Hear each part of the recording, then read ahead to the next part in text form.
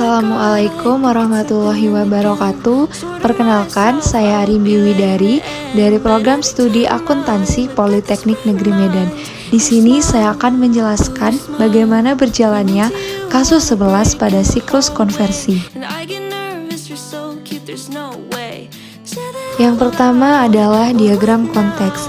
Diawali dengan pelanggan akan mengirimkan blanket order untuk diproses, di mana daftar kebutuhan bahan baku, lembar urutan kerja, dan laporan status persediaan akan dikirimkan ke Departemen Teknik. Kemudian Departemen Teknik akan mengirimkan permintaan persediaan. Kemudian akan dikirimkan permintaan pembelian bahan baku ke Departemen Pembelian, di mana Departemen Pembelian akan mengirimkan faktur pembelian. Selanjutnya adalah salinan permintaan pembelian bahan baku akan dikirimkan ke Departemen Penyimpanan Persediaan, yang kemudian Departemen Penyimpanan Persediaan akan mengeluarkan bahan baku yang digunakan. Selanjutnya bahan baku akan dikirimkan ke Departemen Pengendalian Persediaan, di mana departemen ini akan mengirimkan laporan status persediaan. Selanjutnya supervisor akan membuat file perintah kerja terbuka dan surat permintaan bahan baku, dan membuat lembar perpindahan serta jadwal produksi. Selanjutnya akan dikirimkan dokumen pencatatan waktu kerja kepada Departemen Penggajian, yang dimana departemen ini akan mengirimkan kartu waktu untuk gaji dan jam kerja. Selanjutnya adalah permintaan pembelian, permintaan bahan baku, file perintah kerja, lembar perpindahan, kelebihan bahan baku, retur bahan baku, dan kartu kerja akan dikirimkan ke Departemen Akuntansi Biaya, yang kemudian pada departemen ini akan memperbarui filenya.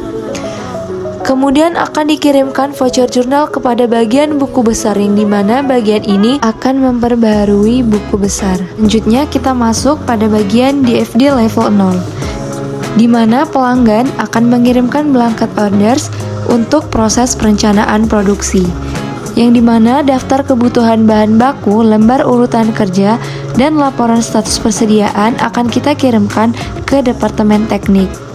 Selanjutnya, blanket orders ini juga akan kita kirimkan kepada Departemen Pengendalian Persediaan.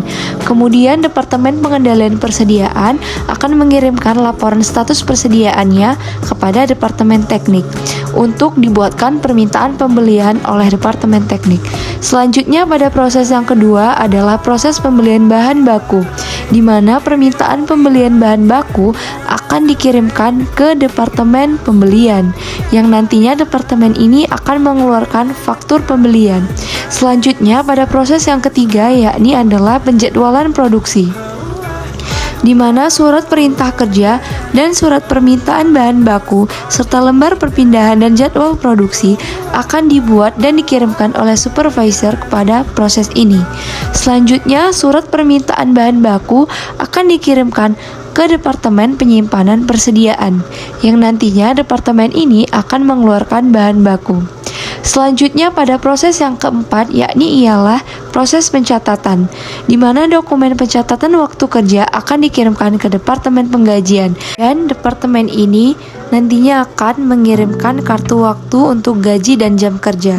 Selanjutnya, permintaan pembelian, permintaan bahan baku, file perintah kerja, lembar perpindahan, kelebihan bahan baku, retur bahan baku, serta kartu kerja akan dikirimkan ke Departemen Akuntansi Biaya, yang nantinya departemen ini akan memperbarui file. Selanjutnya adalah pengiriman voucher jurnal ke bagian buku besar, yang nantinya bagian ini akan memperbaharui buku besar. Selanjutnya di sini ada DFD level 1 dan DFD level 2.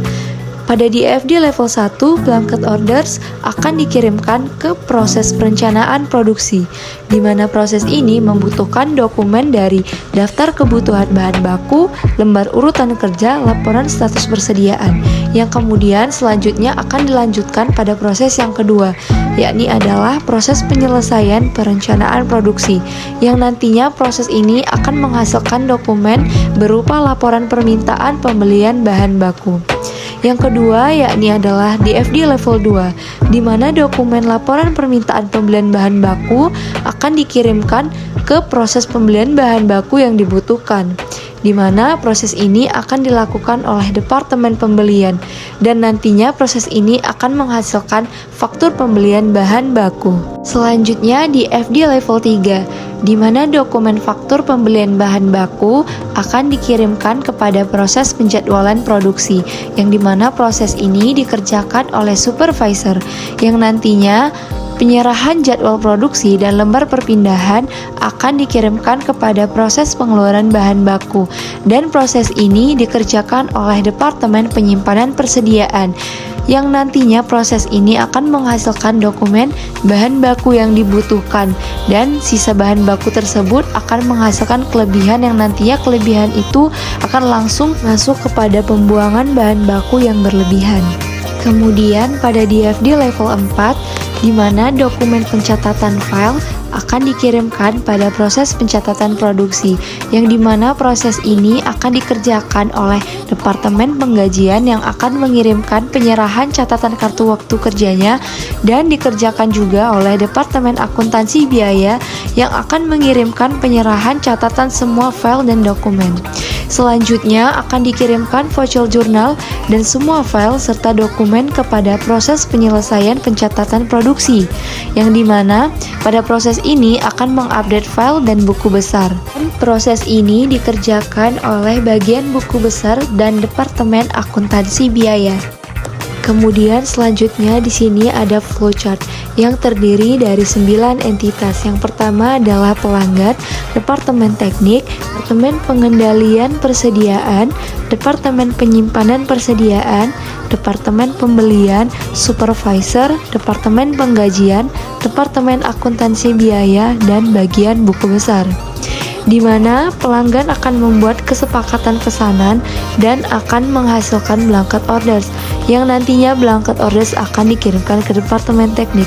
Di Departemen Teknik akan dilakukan proses perencanaan, yang dimana proses ini dilakukan karena adanya blanket orders tadi, yang akan membutuhkan daftar kebutuhan bahan baku, lembar urutan kerja, serta laporan spesifikasi teknis. Dokumen-dokumen ini dibutuhkan untuk membuat permintaan pembelian. Kemudian pada Departemen Pengendalian Persediaan akan membuat laporan status persediaan dengan cara manual, yang dimana laporan status persediaan nantinya akan dikirimkan ke Departemen Teknik.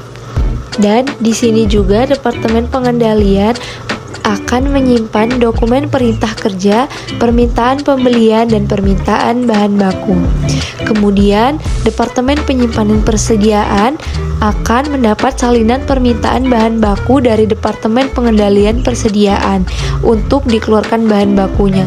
Setelah bahan baku dikeluarkan, bahan baku akan terbagi dua, yakni bahan baku yang digunakan dan bahan baku yang berlebihan, di mana data kedua bahan baku ini akan dikirimkan ke Departemen Pengendalian Persediaan untuk diperbaharui file persediaan dan dijadikan ke dalam voucher jurnal. Selanjutnya, voucher jurnal tersebut akan dikirimkan ke bagian buku besar. Selanjutnya adalah Departemen Pembelian, di mana pada departemen ini permintaan pembelian bahan baku untuk ditentukan bahan bakunya. Kemudian, departemen ini akan mengeluarkan faktur pembelian bahan baku. Selanjutnya adalah supervisor, di mana supervisor akan membuat perintah kerja, lembar perpindahan dan permintaan bahan baku, dokumen permintaan bahan baku, lembar perpindahan, serta perintah kerja untuk membuat jadwal produksi, di mana permintaan bahan baku di dalam supervisor akan dikirimkan ke Departemen Pengendalian Persediaan, dan perintah kerja juga akan dikirimkan ke dalam Departemen Pengendalian Persediaan. Selanjutnya adalah Departemen Penggajian, yang dimana departemen ini akan membuat kartu waktu kerja untuk gaji dan jam kerja. Selanjutnya ialah Departemen Akuntansi Biaya, di mana departemen ini akan mengentri semua dokumen tempat kerja serta salinan perintah kerja, yang selanjutnya dokumen ini akan diperbarui ke dalam file dalam proses. yang kemudian setelah diperbarui akan membuat voucher jurnal, dan nantinya voucher jurnal ini akan dikirimkan ke bagian buku besar. Selanjutnya, bagian buku besar akan mengentri voucher jurnal dari Departemen Akuntansi Biaya dan Departemen Pengendalian Persediaan. Kemudian setelah di-entry, voucher-voucher ini akan diperbarui ke dalam buku besar. Setelah diperbarui, maka jadilah buku besar yang sudah sah. Selanjutnya di sini juga ada penjelasan mengenai kelemahan pengendalian internal berdasarkan SAS 78.